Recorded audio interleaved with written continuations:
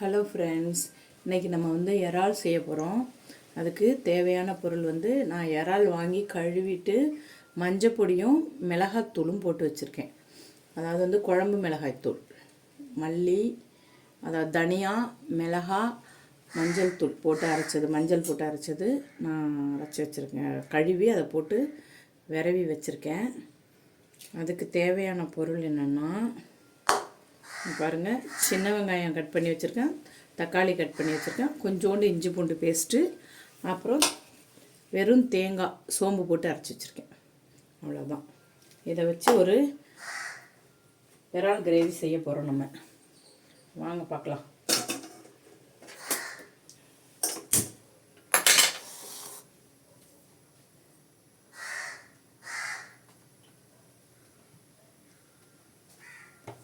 பாருங்கள், ஆயில் விட்டுக்கலாம். ஓகேங்களா? ஆயில் விட்டுட்டு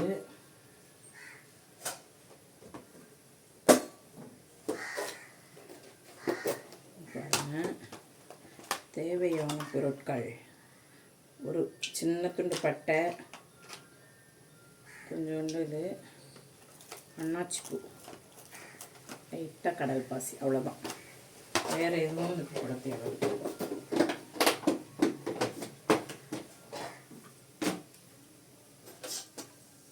போட்டுட்டு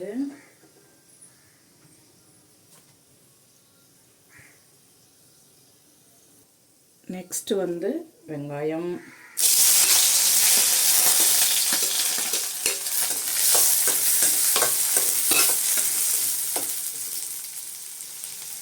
கொஞ்சமாக கலர் மாறினா போதும், ரொம்ப ப்ரௌனெல்லாம் வர வேண்டாம். கொஞ்சமாக கலர் மாறினோன்னே இங்கே பாருங்கள், போதும், லைட்டாக போதும், கலர் மாறினா போதும். கலர் மாறினோன்னே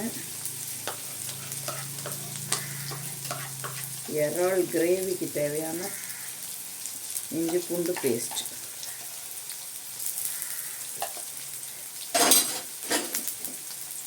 போட்டுட்டு, இஞ்சி பூண்டு பேஸ்ட்டு போட்டோன்னே அடி பிடிக்கும்.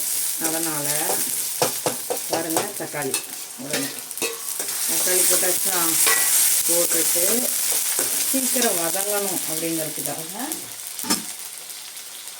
இந்த கிரேவிக்கு தேவையான உப்பு இதுங்களா பாருங்கள்.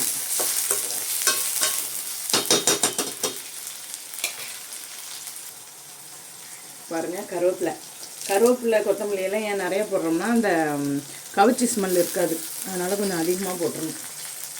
கருவேப்பிலை கொத்தமல்லி நான்வெஜ் செஞ்சாலே அப்படி கொஞ்சம் அதிகமாக போட்டுடணும். ஓகேங்களா? நீங்கள் பாருங்கள், அதுங்க இதில் கொஞ்சமாக மஞ்சள் போடணும், கொஞ்சமாக போடணும், நிறைய போடக்கூடாது. ஏன்னா இறால்லையும் நம்ம வந்து மஞ்சள் தூள் போட்டு விரவி வச்சுருக்கோம். அதனால் இதில் லைட்டாக தான் போடணும், இல்லை மஞ்சள் ஸ்மெல் வந்துடும். அப்புறம் மஞ்சள் ஸ்மெல் வந்து சாப்பாட்டையே கெடுத்துரும். லைட்டாக தான் போடணும். ஓகேங்களா? பாருங்கள், கொஞ்சம் வதங்கட்டும், அது வைத்து விடுவோம். இப்போ பாருங்கள், இங்கே பாருங்கள், கொஞ்சம் ஓரளவுக்கு வதங்கிருச்சு. இப்போது இறால் கழுவிட்டு சில பேர் வந்து இறாலில் வந்து வெறும் மஞ்சத்தூள் மட்டும் போட்டு வைப்பாங்க, மிளகாத்தூள் போட மாட்டாங்க. கரெக்டுங்களா? அப்படி போடாதவங்க என்ன செய்யணும்னா, இப்போது இந்த வெங்காயம் தக்காளி வதக்கும்போது அந்த மிளகாத்தூளை போட்டு வதக்கி விட்டுறணும். நான் ஆல்ரெடி போட்டு வச்சுருக்கேன், பாருங்கள்.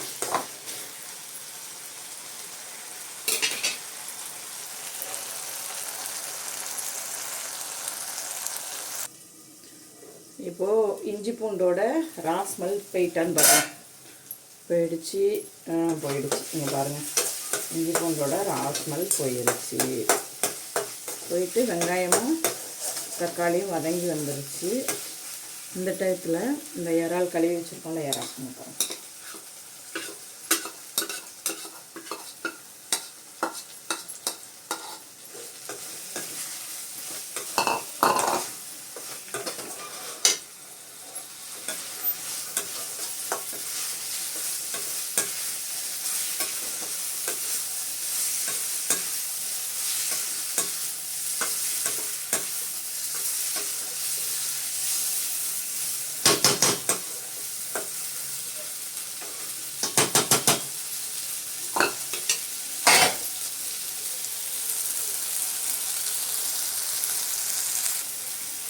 நெக்ஸ்ட்டு நம்ம தேங்காய் அரைச்சி பாருங்கள். தேங்காவும் சோம்பு அரைச்சி வச்சுருக்கோம்ல, அதை போட்டு வேண்டியதான்.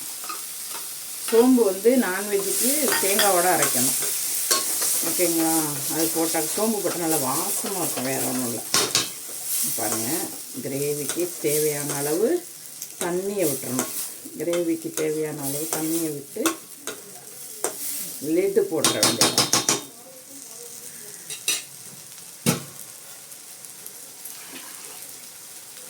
பாருங்கள், கிரேவிக்கு தேவையான அளவு தண்ணி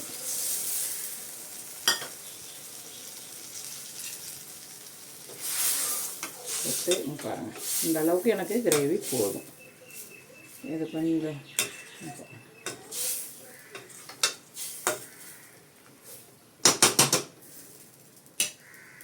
அவ்வளோதான். லிட்டு போட்டு மூடிட்டு ஒரு 5 மினிட்ஸ் அப்புறம் வந்து பார்ப்போம். இப்போ பாருங்கள், இங்கே பாருங்கள், ரெடி ஆகிடுச்சு. நம்ம ஃபஸ்ட்டு தாளிக்கும் போது ஊற்றினோம்ல, அந்த எண்ணெய் எல்லாம் வந்துருச்சு பாருங்கள் வெளியில். அதுமாரி வந்துருச்சுன்னா ரெடி ஆகிட்டுன்னு அர்த்தம். பாருங்கள், கிரேவி ரெடி ஆகிடுச்சு. இது வந்து செமி கிரேவின்னு சொல்லுவாங்கள்ல, அந்த மாதிரி. பாருங்கள், அவ்வளோதான், முடிந்தது. இந்த வீடியோ உங்களுக்கு பிடிச்சிருந்ததுன்னா சப்ஸ்கிரைப் பண்ணுங்கள், ஷேர் பண்ணுங்கள், லைக் பண்ணுங்கள், கமெண்ட் பண்ணுங்கள். அடுத்த வீடியோவில் சந்திப்போம்.